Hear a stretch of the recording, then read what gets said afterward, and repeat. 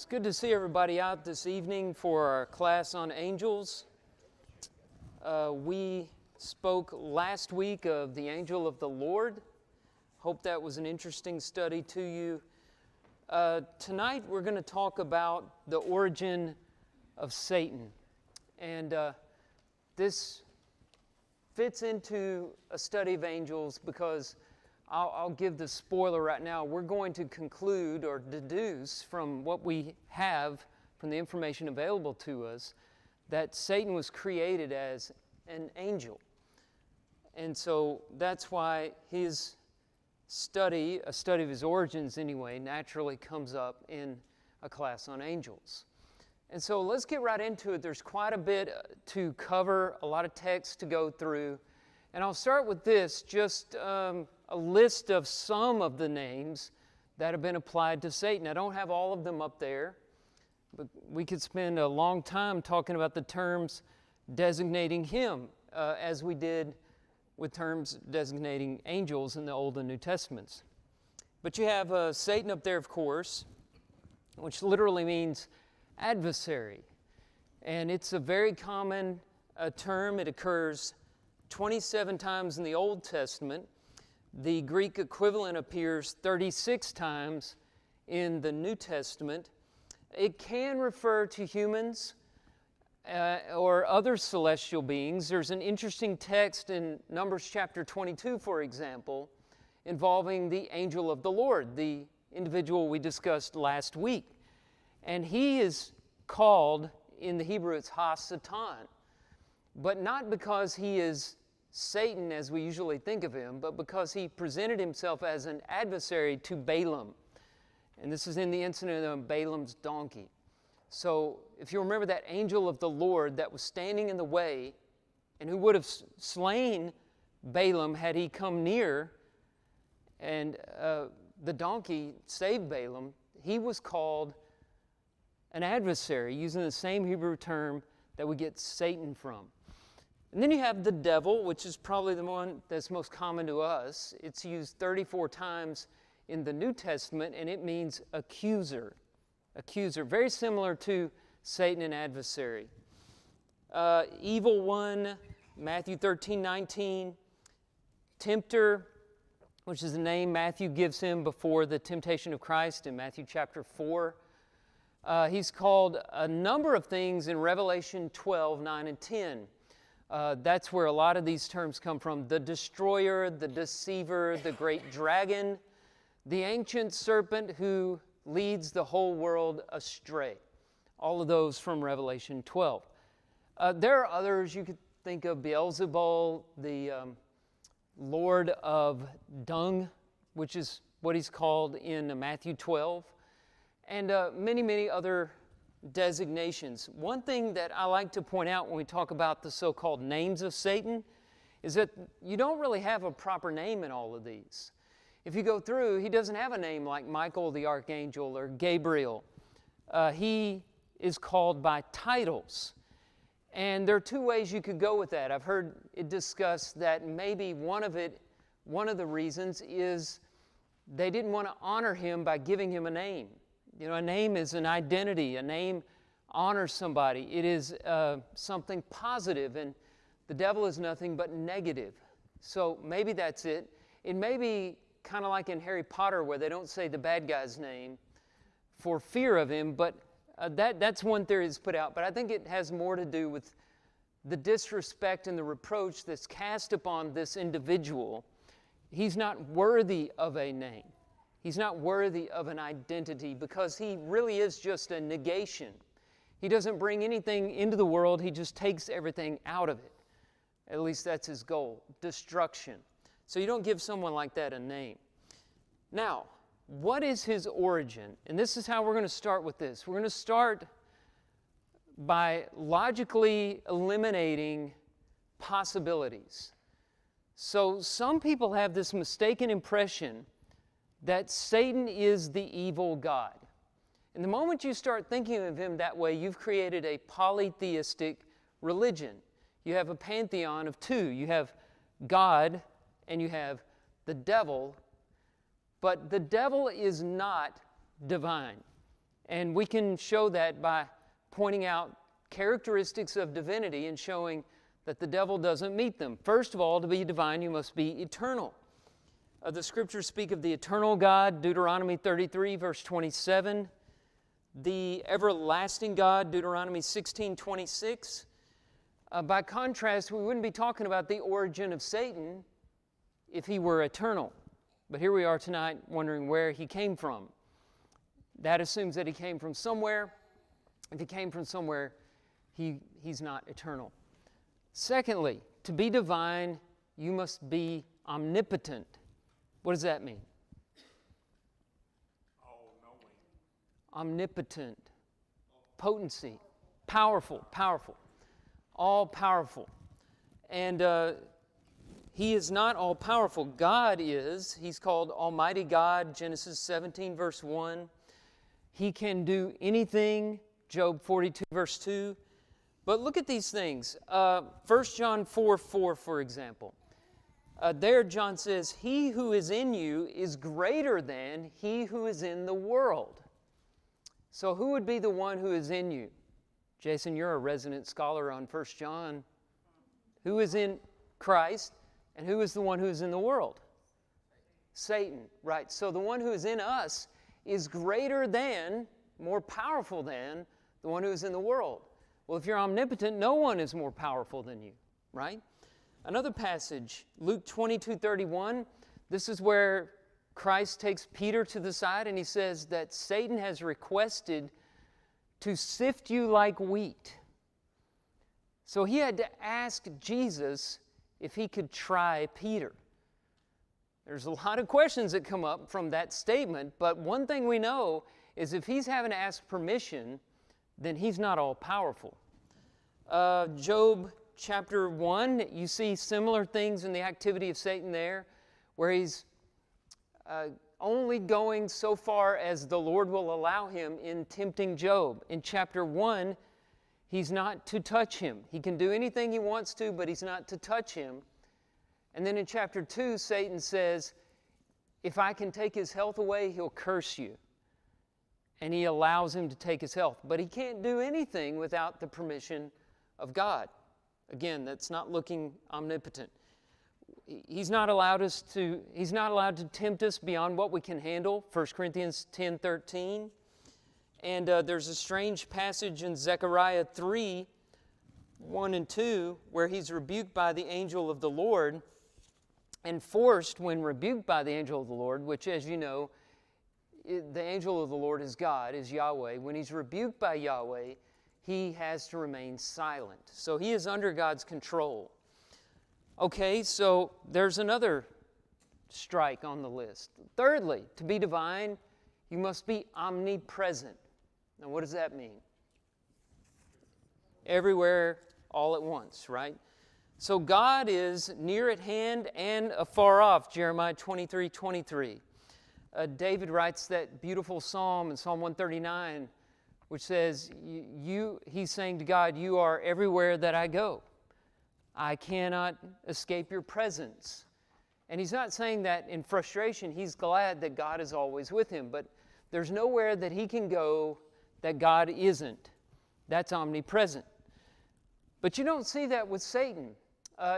Going back to Job, when the Lord asked Satan where he's been, which is not something you would ask the Lord, where have you been? Well, he's everywhere all at once. The devil says that he has been walking to and fro on the earth.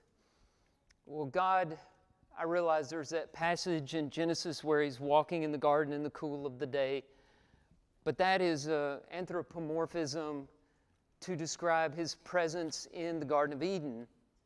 He wasn't literally doing that. It seems like Satan was going to and fro, this place and then that place. He's not omnipresent.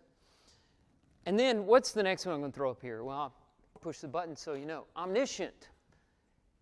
To be divine, you must be omniscient. You must know all things. You know all things. It's impossible for you to forget anything. It's impossible for you to learn anything because you know it all. O Lord, Psalm 139, O Lord, you have searched me and known me, David says. You know when I sit down and when I rise up, you discern my thoughts from afar.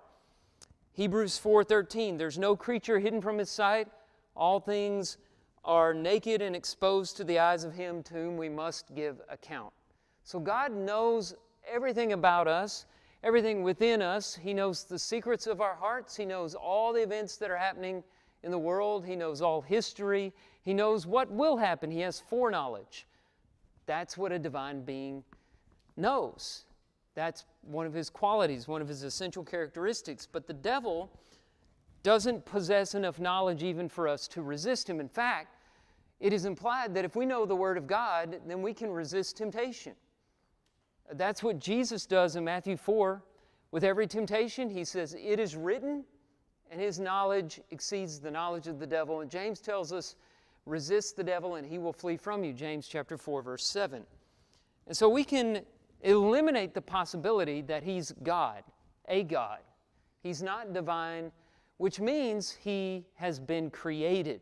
So we start checking created beings off the list. One by one, by process of elimination, we'll arrive at maybe an identification. Everything not included in the class of deity must be the result of creation. All things were made by him, or all things were made through him, and without him was not anything made that was made.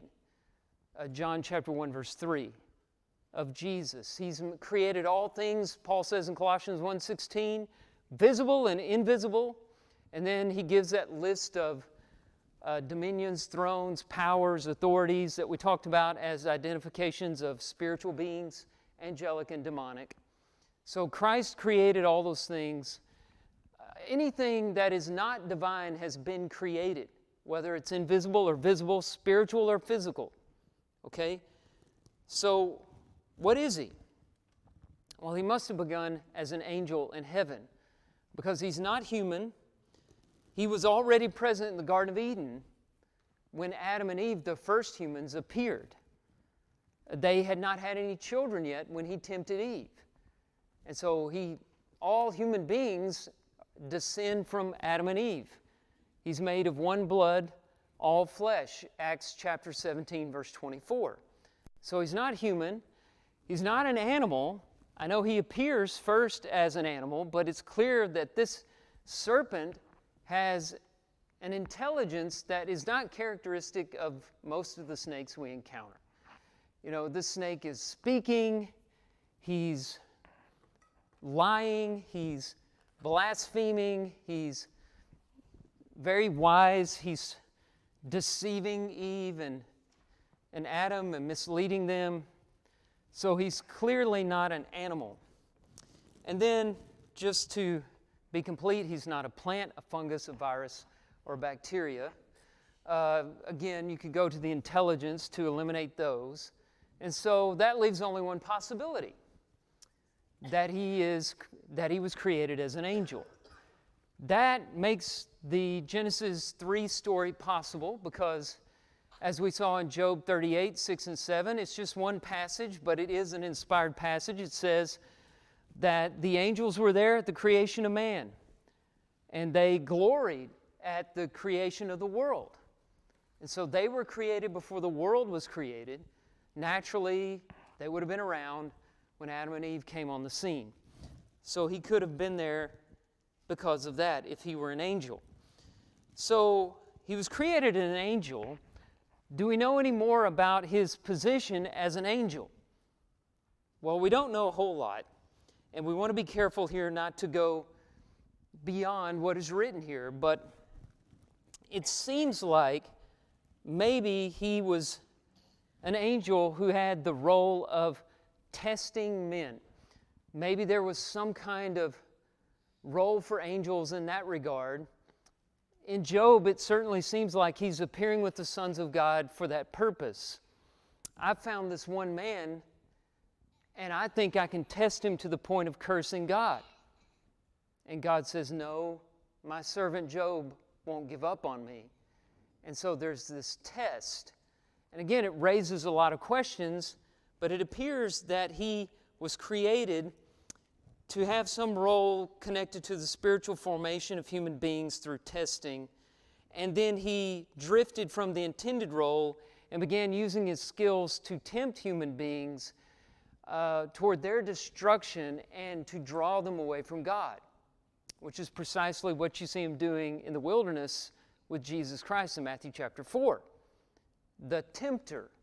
So he's identified with this skill that he has in tempting people, in trying them in order to destroy them.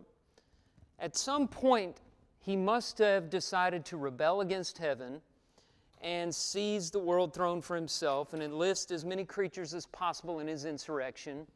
Jesus speaks of the devil and his angels, Matthew 25:41, which I believe also lends itself to the case we're making for his being created an angel. I mean, why would angels be hanging out with this guy? So he and the fallen angels are categorized together. He must have pulled several of them away with him. One question that often comes up is, did God create evil, or did God create Satan as an evil being? And I don't think there's any Bible passage that makes that case. In fact, in Genesis 1, when God looked at what he created, verse 31 says that he saw that it was what? It was good. All things created by God were created good. But angels, like human beings, have free will. They can make choices. And when you're able to make choices, that makes possible sin. But Satan brought sin into the world. God did not create sin. He did not create the devil as evil. So he began as good and now is evil, so it follows that he's a free moral agent that makes his own choices. And he and all the angels differ from us in that their evil choices are irrevocable. Now, we've talked about this before, but I want to go back to this passage in Hebrews. Hebrews chapter 2, verse 16. Surely it is not angels that he helps, but he helps the offspring of Abraham. In context, he's not just talking about the physical descendants of Abraham, but those who are descendants of Abraham by faith, those who have the faith of Abraham. He's talking about Christians, those who believe in Jesus Christ, those who have obeyed the gospel. These are helped by the Son of God, but not the angels.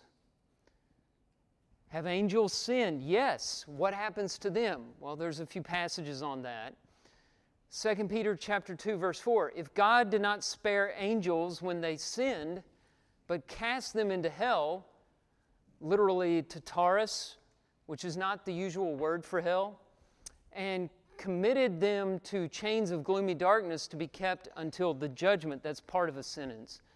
But in there you have the fact that some angels are fallen angels, and they were not given a chance at redemption.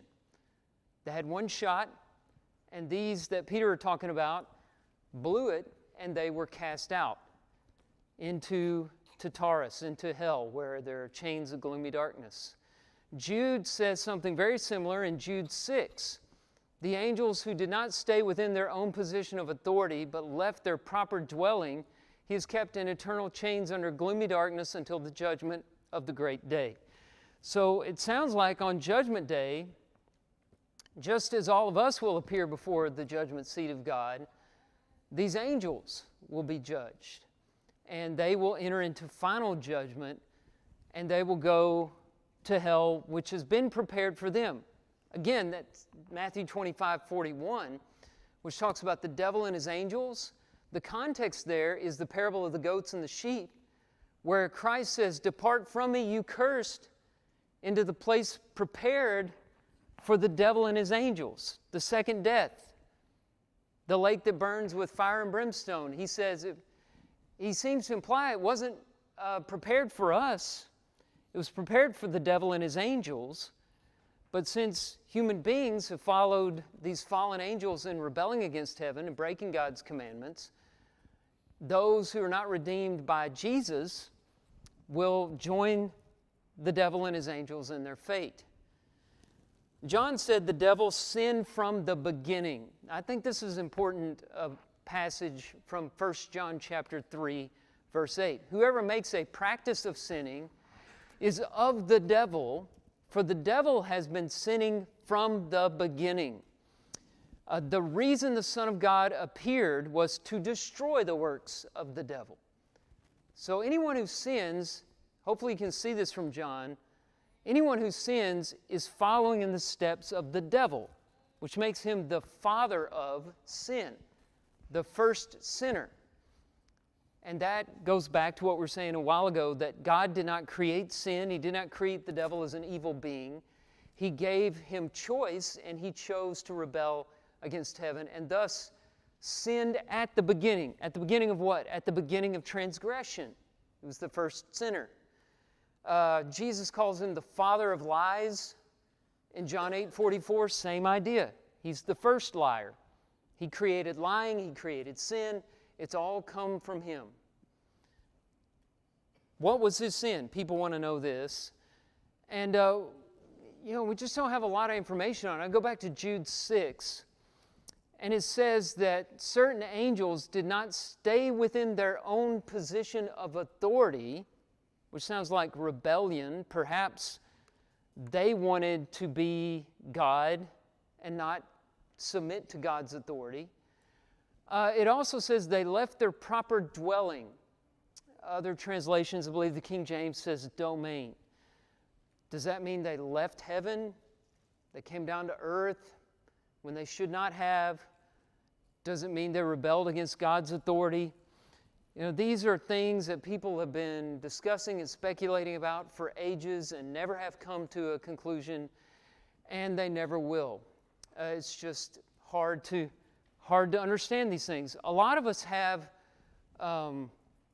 Milton's Paradise Lost in our heads, not because we actually read it in high school, but just because it's so influential, we don't realize it's crept into our minds. But in Paradise Lost, you have this war between God and his angels and the devil and his angels. And we picture that happening before the creation of the world. The Bible never says that happened. We're going to look at some passages that we often interpret in the light of Paradise Lost and look at them just objectively and challenge some of the interpretations that we often walk away with.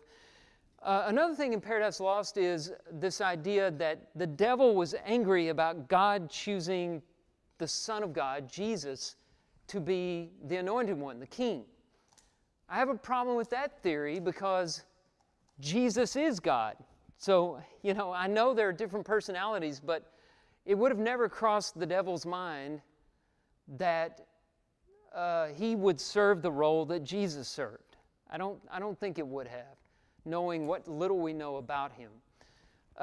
There's another idea, I think, that's also in Paradise Lost, or that's been floated around, that he got angry when we were created, when human beings were created. And he saw that God was turning his attention to human beings, sending his Son to die for us, giving us the gospel.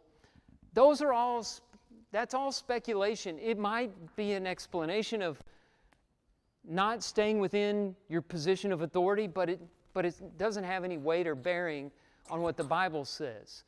Another passage that's, I think, more helpful than Jude 6 is buried here in the qualifications of an elder, for an elder in 1 Timothy chapter 3, verse 6, that an elder must not be a recent convert, or he may become puffed up with conceit and fall into the condemnation of the devil.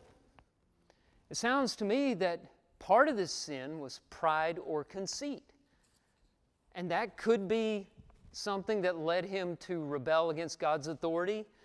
But pride is the root, really, I think, of all sin. So pride could lead you to do just about anything. We can only guess at what he did. We just know that it was sinful, and he lost his position in heaven over what he had done. What I want to do next is I want to go through some passages that are often used to describe this fall from heaven and examine them in new light and try to seek a better understanding of them. So the first one I want to go to is Isaiah chapter 14, verse 12.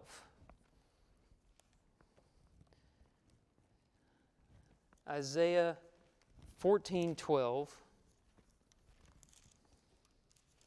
I've just put the one verse up, but I'm going to start reading in verse 3. Now, as you read this, there are going to be some points in which you say, that sounds exactly like the fall of Satan. But it's important that you start in verse 3. Look at what verse 3 says. When the Lord has given you rest from your pain and turmoil and the hard service with which you were made to serve, you will take up this taunt against, what does it say? The king of Babylon. Now, some might say, well, that's symbolic. But chapter 13 is all about the judgment of Babylon. And in Isaiah's day, Babylon, the true Babylon, was a real problem. This isn't in John's day, and we're not reading the book of Revelation. This is in Isaiah's day when Babylon was looming large over Jerusalem. And Babylon would eventually, after Isaiah's day, about 150 years after Isaiah, Babylon would destroy the temple and the city of Jerusalem. So there's no reason to read this figuratively. It's not symbolic. This is a taunt against the king of Babylon. Now let's skip a few verses. Go down to verse 12. This is part of the taunt. How you are fallen from heaven, O day star, son of dawn. Now who has the King James? What does the King James say there, Bob? It says, O Lucifer, the son of the morning. Lucifer. That's the devil's name, right? Well, Lucifer is a Latin word that in the Latin Vulgate, translated by Jerome, was just carried over into the King James Version instead of being translated. But Lucifer in Latin has some meaning like day star, bright one, shining one, something like that. So the English translation of Lucifer is day star. It's not the name for Satan. People have taken this and applied this to Satan and then said, okay, so Satan's name is Lucifer. And it sounds ominous because all our lives that has been Satan's name, but biblically there's nothing in the context that should tell us this is Satan. Keep reading. How you are cut down to the ground, you who laid the nations low. You said in your heart, I will ascend to heaven above the stars of God. I will set my throne on high. I will sit on the mount of assembly in the far reaches of the north. Well, that sounds like the devil trying to take God's throne. But keep reading. You are brought down to Sheol, to the far reaches of the pit. Those who see you will stare at you and ponder over you.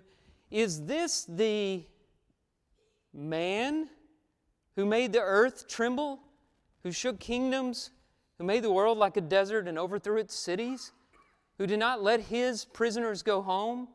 All the kings of the nations lie in glory, each in his own tomb, but you are cast out away from your grave like a loathed branch, clothed with the slain, those pierced by the sword who go down to the stones of the pit. It just gets worse as you keep reading. But this is a man who was killed. This isn't an angel who was simply cast down.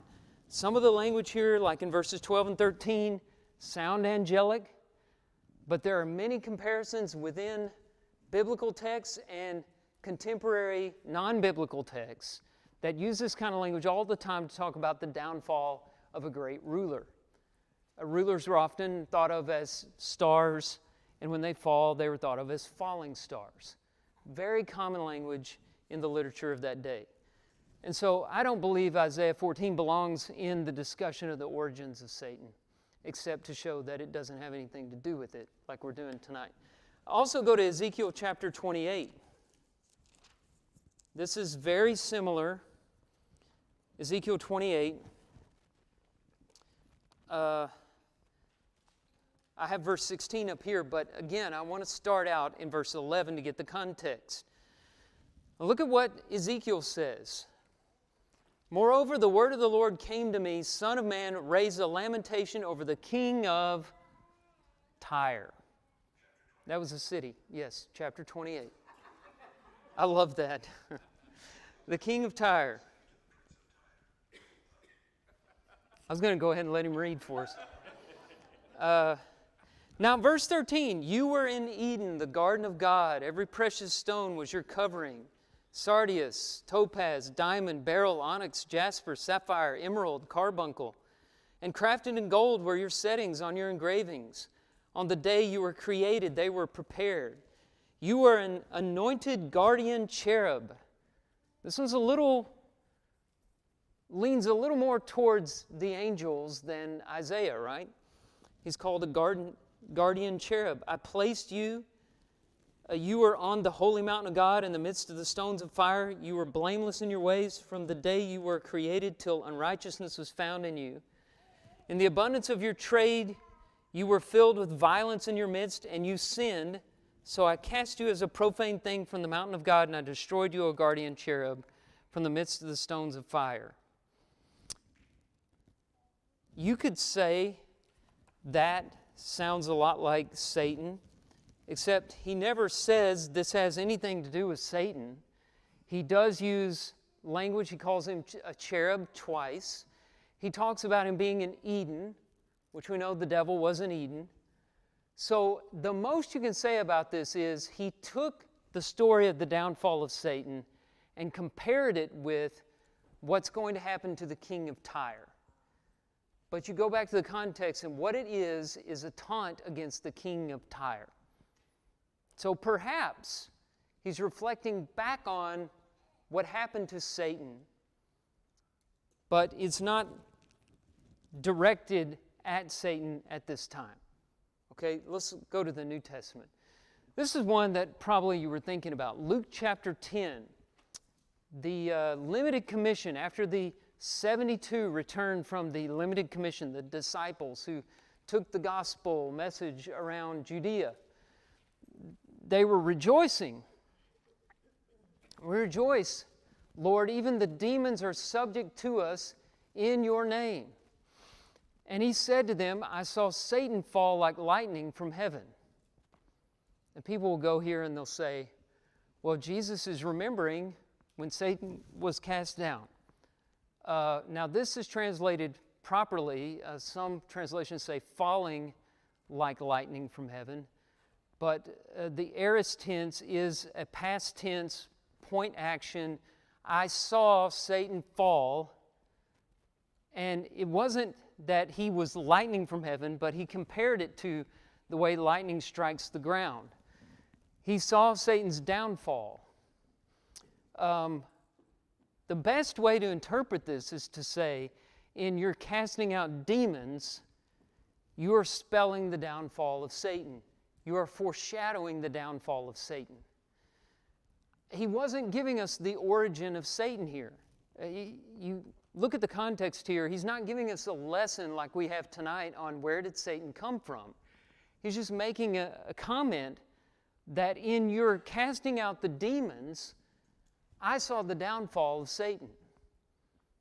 Now, you can take it more literally if you like, but it has to fit into the context. The last one I'll look at is Revelation 12, 7 through 9. Revelation 12, and this is the symbolic war in heaven. This is where we get all those names that we had up on the screen a moment ago.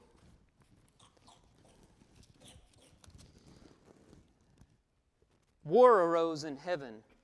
Michael and his angels fighting against the dragon, and the dragon and his angels fought back, but he was defeated, and there was no longer any place for them in heaven. And the great dragon was thrown down, that ancient serpent who is called the devil and Satan, the deceiver of the whole world. He was thrown down to earth, and his angels were thrown down with him. And then I heard a loud voice in heaven saying, now the salvation and the power and the kingdom of our God and the authority of his Christ have come, for the accuser of our brothers has been thrown down, who accuses them day and night before our God. And they have conquered him by the blood of the Lamb and by the word of their testimony. I'm going to stop reading right there. Okay, is this the story of Satan's fall? A lot of people look at it and they say, it fits. Does it fit? Here's the first question. Had Satan fallen by the days of Adam and Eve.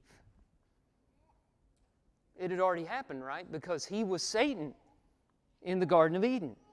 So his downfall occurred before Adam and Eve, which was way before the crucifixion, right? Go back to verse 11. How did they conquer him in this war? By the blood of the Lamb. So is this, and keep in mind, this is in the book of Revelation, so every sentence is full of symbols. Is this the story of Satan's downfall? Or is this symbolic of what the blood of Jesus does to sin and to the work of Satan which tries to destroy us? I'll let you be the judge. These four texts are often used to show, well, here's the origin story of Satan. And I just think we stretch them a little bit too much. At the very most, you could say that they all borrow from an origin story that we can only guess at to illustrate other things. And we can't know for sure that, there was this war in which Satan and his angels fell from heaven in a very literal way. We know he was cast down. We know the angels were cast down, and they're under judgment at this time. So I'm quickly running out of time here. I'd like to get done with this and move on to another. Let me power through a few things here to give you some things to think about as we close. For thousands of years, Satan was called the prince of this world, John 14:30, the god of this world, 2 Corinthians 4, verse 4. But Jesus came to destroy his work and set us free. And so there's some very important texts that we need to look at along that line, starting in Colossians chapter 2, verse 15. We went to this when we were talking about biblical terminology for angels, and you'll recognize some of these terms from that discussion, I hope. In Colossians 2:15, reading about the crucifixion, we read that Christ disarmed the rulers and authorities. Those are two terms that are used of celestial beings. They could refer to demons or angels. Here, the context shows us this is talking about demons. He disarmed the rulers and authorities and put them to open shame by triumphing over them in him. So at the cross, something happened to the devil and his angels. Go to John chapter 12.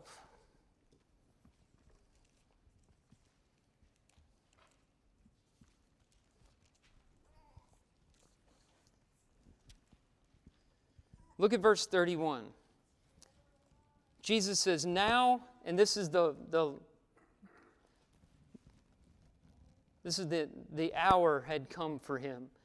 He says, now is the judgment of this world. Now will the ruler of this world be cast out. And he goes on to talk about his crucifixion, saying, I, when I'm lifted up from the earth, will draw all people to myself. So he's going to cast the ruler out. And then there are other similar passages in John, but I want to skip over to Hebrews chapter 2, where we were a minute ago, talking about who gets help, not the angels, but the offspring of Abraham. Let's go back to Hebrews 2. Verses 14 and 15. Since therefore the children share in flesh and blood, he himself likewise partook of the same things, that through death he, this is Christ, might destroy the one who has the power of death, that is, the devil, and deliver all those who through fear of death were subject to lifelong slavery. So the point I want to get across here at the end is that the devil's personal work is finished.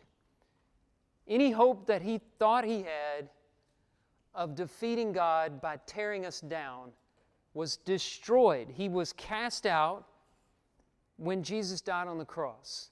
Jesus' death turned into victory. And the demonic world and all his powers were put on a leash.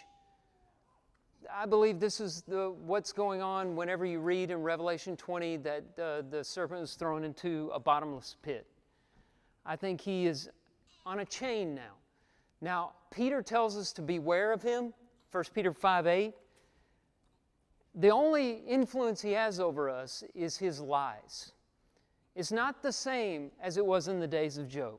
It's not the same as it was in the days of Christ, where the demon possessions were coming and Christ was driving out the demons.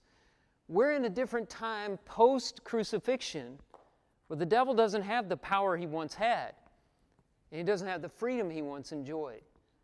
But his lies are still very, very effective, so much so that he's like a cornered animal, a ravening wolf, a roaming lion seeking someone to devour. And it's very easy to believe these lies. He's very good at it. He's been doing it since the beginning. He put the lies out a long time ago, and they're only growing and flourishing. And so the truth is what sets us free, because it sets us free from the power the devil has and gives us the revelation of eternal life. All right, I'm going to stop there. I know you probably didn't want me to go that quickly through that end part, but this is a class on angels, not on the devil, and if I'm not careful, I'll just spend the rest of the time talking about the devil. And who wants to talk about the devil anyway? He's already had enough of our time. So next week we'll move on to a different topic regarding the angels.